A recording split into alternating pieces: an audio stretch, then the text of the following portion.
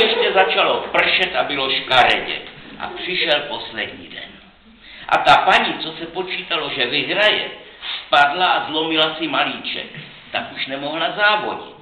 A ti dva páni jedli před závodem bonbóny. A to se nesmí. A ono se na to přišlo.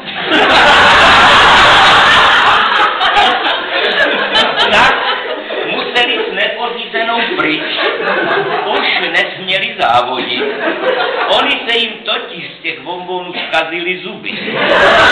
Tak se to hned poznalo a nedalo se to jen tak zamluvit. No tak co teď? Ani ta maminka s tatínkem už se tak nebavili jako dřív. Tatínek někdy jen tak z legrace, aby rozveselil maminku, říkával, že jsem do toho nešel já.